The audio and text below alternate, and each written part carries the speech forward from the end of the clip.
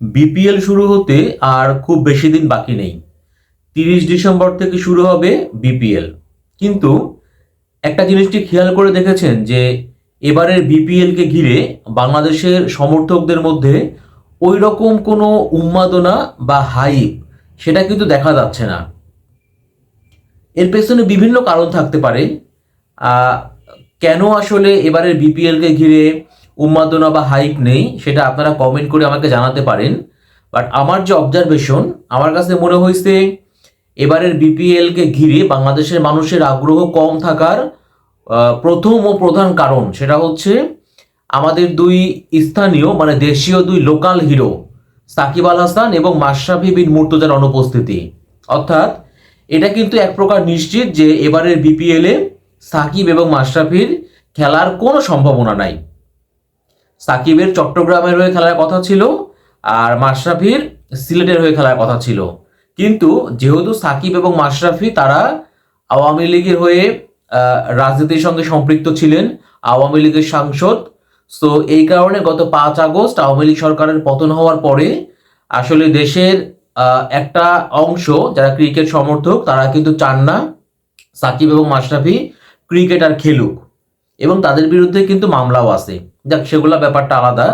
তো আমি যে কথা বলছিলাম যে বাংলাদেশের মানুষ মূলত মাতামাতি করে সেটা কিন্তু সাকিব এবং মাশরাফিকে ঘিরে।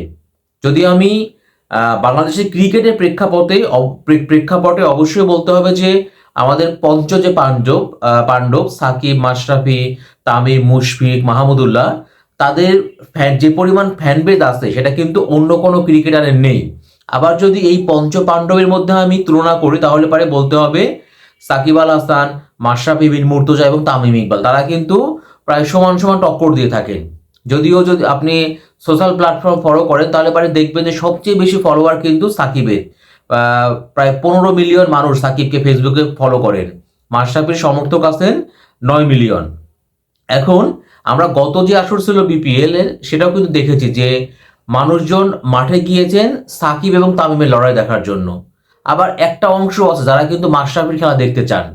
কিন্তু এবারের প্রেক্ষাপটটা যদি সম্পূর্ণ ভিন্ন, অর্থাৎ এবারের বিপিএল এ সাকিব এবং মাশরাফি যেহেতু খেলতে পারবেন না, সো এই জন্য কিন্তু মানুষের আগ্রহটা অনেক কমে গেছে। এখন বিপিএল ইতিহাসে সাকিব এবং মাশরাফির যে অবদান, আমি যদি সাকিবের কথা বলি, সাকিব তো বিশ্বসেরা অলরাউন্ডার। তিনি প্রায় 111টা ম্যাচ খেলেছেন ভিন্ন ভিন্ন প্রতিপক্ষের হয়ে, এবং সেখানে দেখেন সর্বাধিক বিপিএল ইতিহাসে সর্বাধিক 149টা উইকেট নিয়েছেন সাকিব। আবার তিনি কিন্তু রান করেছেন 2400। আবার যদি আমি মাশরাফির কথা বলি, মাশরাফিও কিন্তু প্রায় 110টার মতো ম্যাচ খেলে 98টা উইকেট নিয়েছেন।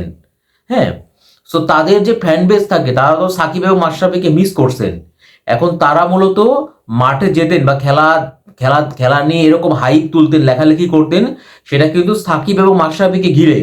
বাট যেহেতু এবার সাকিবও নাই, মাশরাফিও নাই, তো তাদের মধ্যে কিন্তু বিপিএল নিয়ে সোশ্যাল প্ল্যাটফর্মে লেখালেখির যে ব্যাপারটা বা মাতামাতি করার যে ব্যাপারটা, সে ব্যাপারটা তাদের মধ্যে কিন্তু সে আগ্রহটা তারা হারিয়ে ফেলেছেন।